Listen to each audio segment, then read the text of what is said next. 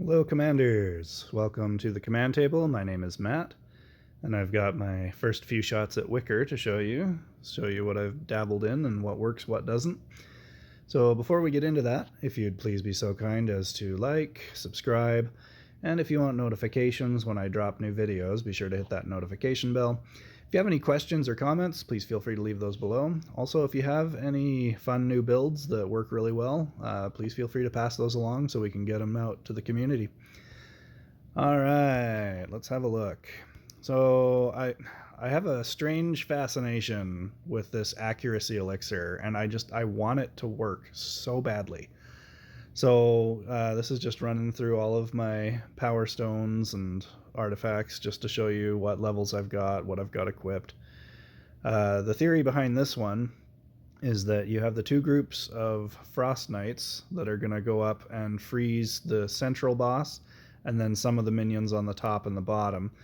And then you're going to get that amped damage from the Claw of the Frost Dragon on those freezed units, because most of these ranged units are going to attack those frontline units that are all frozen. You will have a couple of units that the Crystal Spires reach to in the back that aren't frozen, but that's not a huge deal. You'll notice I've got reload on just about everything, and didn't really think there was anything helpful to put on the Frost Knights. So this was just my first go at the boss for the day, and again, just wanting to make that elixir of accuracy work. The spear I get some pretty decent hits on. It'll go after those bears on the top and bottom, I think, and then we'll get some nice hits on the minions in the back. But even with some fairly decent hits, I mean, some of them are kind of wah-wah. You know, like, yeah, I clip a little bit of the edge of some of those big groups. I don't get any direct hits, but it's still not enough. It just doesn't have the push from that main group of units. So here we switch to the melee swarm, and my thought for this one, I've got the elixir of accuracy again instead of the elixir of power. And the thought process behind this was that if you do get a good solid spear strike, that would almost overwrite what benefit you would get from the elixir of power, because it's only a 25% damage bonus, and if you do hit a group of minions, then that elixir of accuracy will really crank it up. Now I've got block on almost, I think, all of the Warhounds, and then just watch what dies here, because I don't have regen. I've opted out of that, but if I had more block, I would be able to keep my army up for a while longer, but I put it on about half of the army. So that caps it off, but you'll notice that 74 million was enough to get us down, I think, 70%, so we had 30% left. So even then, okay, there went most of my units, or half of them at least, and the block is keeping the remaining units going, and that's all Warhounds.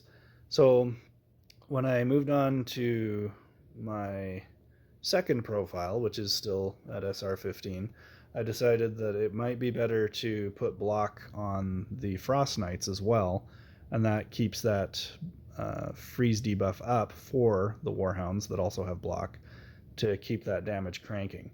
So the more block you have, the better off you'll be, and you don't necessarily need the regen elixir.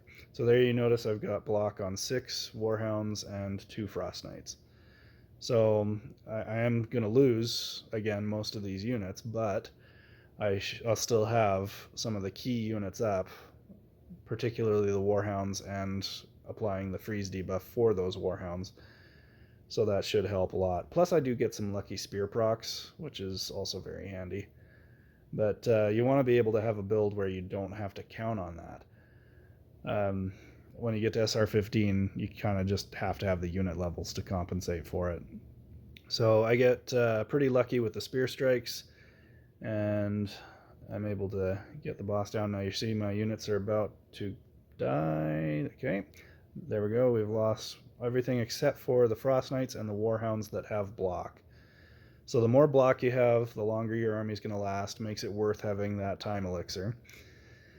And then let's move on to SR11. Now I've moved my third account to our new clan, which is Wolf Squad. It's an SR11 clan that we've just put together, so we got plenty of room there if you want to join us. So there's the earthquake percentage at SR11. We're just using, and we're comparing on this profile, we're comparing the elixir of power with the elixir of force resistance. So the first one will run through all the stats, but we'll not run through them on the next one. You don't really need block at SR11. It's not super crucial. The earthquake doesn't hit hard enough on the ticks to take you all the way out, so you don't have to be terribly concerned about it.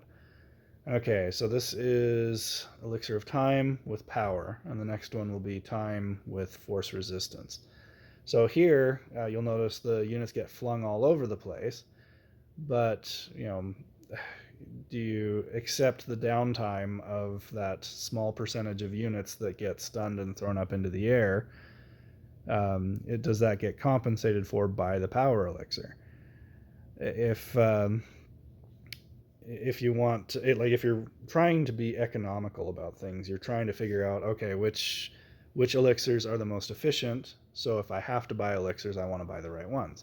So okay, there are 4 seconds left when we got the heart. Again, this is not terribly scientific because we have the spear strikes which factor in, but here we're using force resistance instead. So we're gonna show you how that goes, and it's just so much more stable. You do lose that 25% damage bonus from the power elixir, which ultimately, if you need all 3, you've got the slots for it, so you can throw it in there. But the force resistance elixir just seems to have a much higher damage output because it keeps your units going. Now I do get the lucky spear strikes, so that does kind of interfere with the science of it, as I said. But it all kind of works out in the end. It probably would be pretty close one way or the other, but I think the force resistance would edge out the power elixir.